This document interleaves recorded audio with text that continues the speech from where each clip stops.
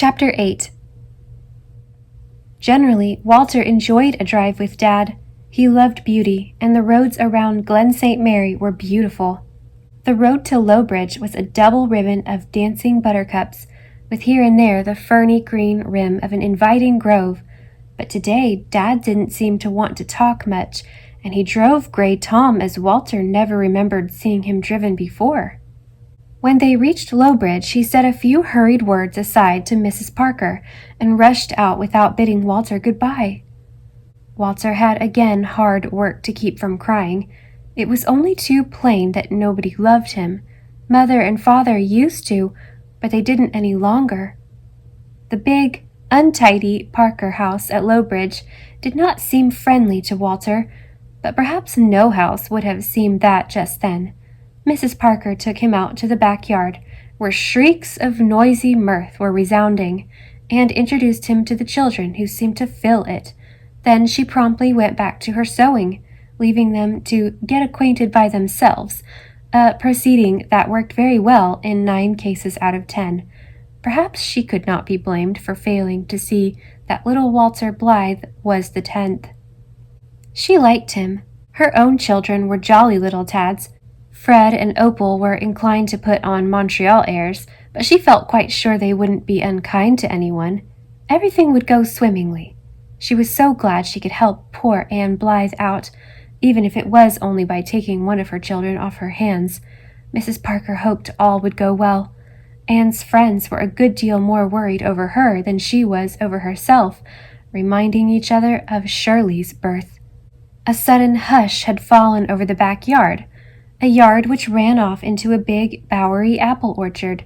Walter stood looking gravely and shyly at the Parker children and their Johnson cousins from Montreal. Bill Parker was 10, a ruddy, round-faced urchin who took after his mother and seemed very old and big in Walter's eyes.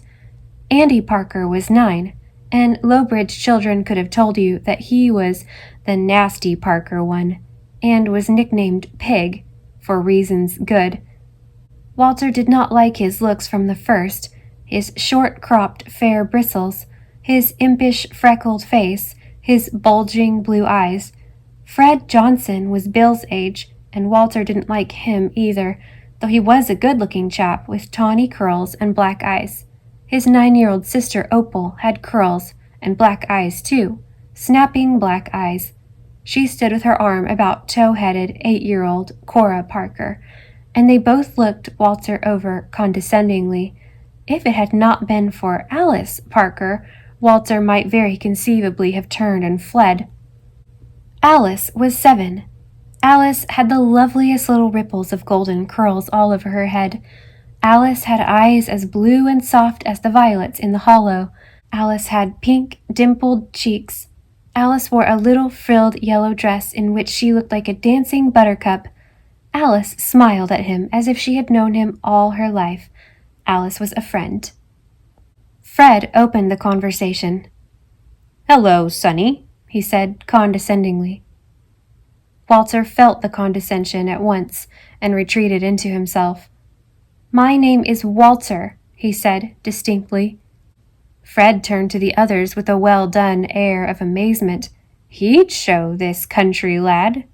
"He says his name is Walter," he told Bill, with a comical twist of his mouth. "He says his name is Walter," Bill told Opal in turn. "He says his name is Walter," Opal told the delighted Andy. "He says his name is Walter," Andy told Cora. "He says his name is Walter," Cora giggled to Alice. Alice said nothing. She just looked admiringly at Walter, and her look enabled him to bear up when all the rest chanted together, "He says his name is Walter," and then burst into shrieks of derisive laughter.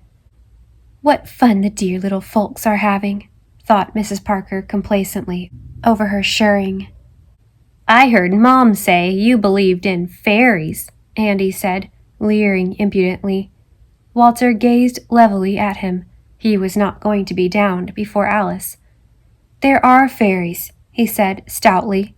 "There ain't," said Andy. "There are," said Walter. "He says there are fairies," Andy told Fred. "He says there are fairies," Fred told Bill, and they went through the whole performance again. It was torture to Walter, who had never been made fun of before and couldn't take it. He bit his lips to keep the tears back. He must not cry before Alice.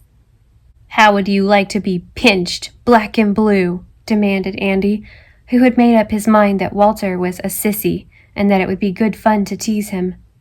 "Pig, hush!" ordered Alice, terribly, very terribly, although very quietly and sweetly and gently.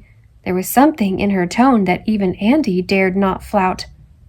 "Course I didn't mean it," he muttered shamefacedly. The wind veered a bit in Walter's favor, and they had a fairly amiable game of tag in the orchard. But when they trooped noisily in to supper, Walter was again overwhelmed with homesickness. It was so terrible that for one awful moment he was afraid he was going to cry before them all. Even Alice, who, however, gave his arm such a friendly little nudge as they sat down that it helped him. But he could not eat anything. He simply could not. Mrs. Parker, for whose methods there was certainly something to be said, did not worry him about it, comfortably concluding that his appetite would be better in the morning, and the others were too much occupied in eating and talking to take much notice of him. Walter wondered why the whole family shouted so at each other, ignorant of the fact that they had not yet had time to get out of the habit since the recent death of a very deaf and sensitive old grandmother. The noise made his head ache. Oh, at home now they would be eating supper too. Mother would be smiling from the head of the table. Father would be joking with the twins. Susan would be pouring cream into Shirley's mug of milk. Nan would be sneaking tidbits to the shrimp. Even Aunt Mary Maria, as part of the home circle, seemed suddenly invested with a soft, tender radiance. Who would have rung the Chinese gong for supper? It was his week to do it, and Jem was away. If he could only find a place to cry in. But there seemed to be no place where you could indulge in tears at Lowbridge. Besides, there was Alice. Walter gulped down a whole glassful of ice water and found that it helped. "Our cat takes fits," Andy said suddenly, kicking him under the table. "So does ours," said Walter. The shrimp had had 2 fits, and he wasn't going to have the Lowbridge cats rated higher than the Ingleside cats. "I'll bet our cat takes fittier fits than yours," taunted Andy. "I'll bet she doesn't," retorted Walter.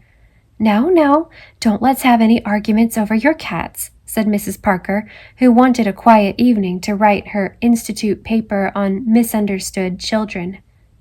"Run out and play. It won't be long before your bedtime." Bedtime. Walter suddenly realized that he had to stay here all night. Many nights. 2 weeks of nights. It was dreadful. He went out to the orchard with clenched fists to find Bill and Andy in a furious clinch on the grass, kicking, clawing, yelling. "You give me the wormy apple, Bill Parker," Andy was howling. "I'll teach you to give me wormy apples. I'll bite off your ears." Fights of this sort were an everyday occurrence with the Parkers. Mrs. Parker held that it didn't hurt boys to fight. She said they got a lot of devilment out of their systems that way, and were as good friends as ever afterwards. But Walter had never seen anyone fighting before, and was aghast. Fred was cheering them on. Opal and Cora were laughing, but there were tears in Alice's eyes. Walter could not endure that.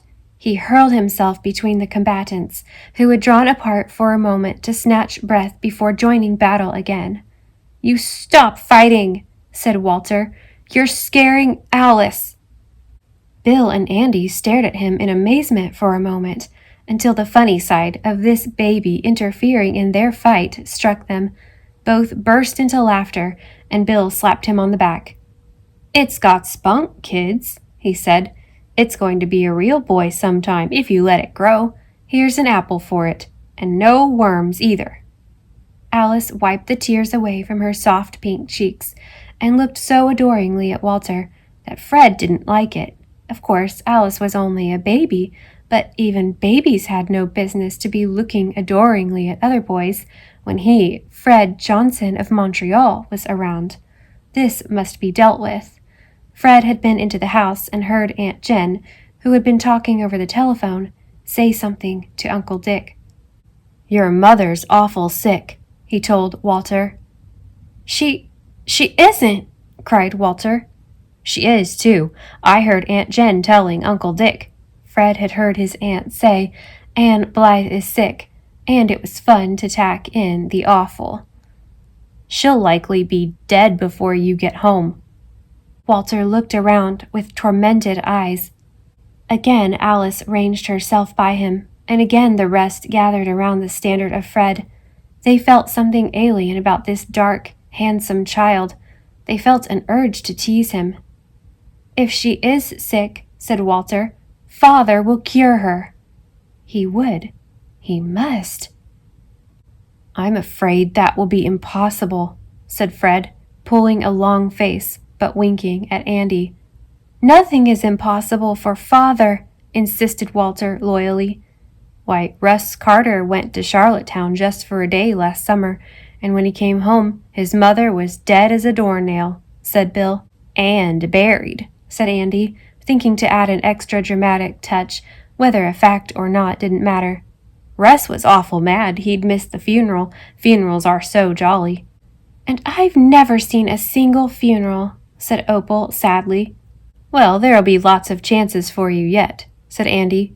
"But you see, even Dad couldn't keep Mrs. Carter alive, and he's a lot better doctor than your father." "He isn't." "Yes, he is, and a lot better looking, too." "He isn't." "Something always happens when you go away from home," said Opal.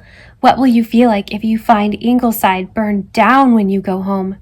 "If your mother dies, likely you children will all be separated," said Cora cheerfully. "Maybe you'll come and live here." "Yes, do," said Alice sweetly. "Oh, his father would want to keep them," said Bill. "He'd soon be marrying again, but maybe his father will die too.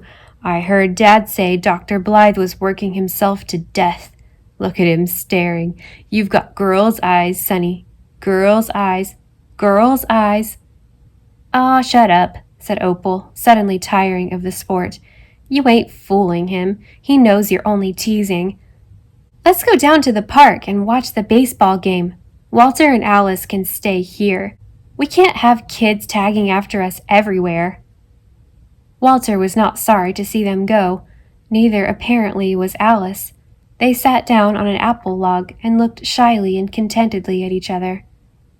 "I'll show you how to play jackstones," said Alice, "and lend you my plush kangaroo."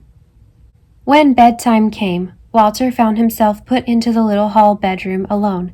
Mrs. Parker considerately left a candle with him, and a warm puff, for the July night was unreasonably cold, as even a summer night in the Maritimes sometimes is. It almost seemed as if there might be a frost. But Walter could not sleep, not even with Alice's plush kangaroo cuddled to his cheek. Oh, if he were only home in his own room, where the big window looked out on the glen, and the little window, with a tiny roof all its own, looked out into the Scotch pine. Mother would come in and read poetry to him in her lovely voice. "I'm a big boy. I won't cry. I won't." The tears came in spite of himself. What good were plush kangaroos? It seemed years since he had left home. Presently, the other children came back from the park and crowded amiably into the room to sit on the bed and eat apples. "You've been crying, baby," jeered Andy. "You're nothing but a sweet little girl, Mama's pet." "Have a bite, kid," said Bill, proffering a half-gnawed apple. "And cheer up. I wouldn't be surprised if your mother got better. If she's got a constitution, that is. Dad says Mrs. Stephen Flagg would have died years ago if she hadn't a constitution. Has your mother got one?" "Of course she has," said Walter. He had no idea what a constitution was, but if Mrs. Stephen Flagg had one, Mother must. "Mrs. Ab Sawyer died last week, and Sam Clark's mother died the week before," said Andy. "They died in the night," said Cora. "Mother says people mostly die in the night. I hope I won't. Fancy going to heaven in your nightdress." Children, children, get off to your beds, called Mrs. Parker. The boys went, after pretending to smother Walter with a towel. After all, they rather liked the kid. Walter caught Opal's hand as she turned away. Opal, it isn't true Mother's sick, is it? He whispered imploringly. He could not face being left alone with his fear. Opal was not a bad-hearted child, as Mrs. Parker said, but she could not resist the thrill one got out of telling bad news. She is sick. Aunt Jen says so. She said I wasn't to tell you, but I think you ought to know. Maybe she has a cancer. Does everybody have to die, Opal?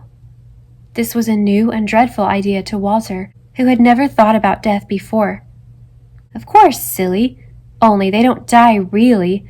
They go to heaven, said Opal cheerfully.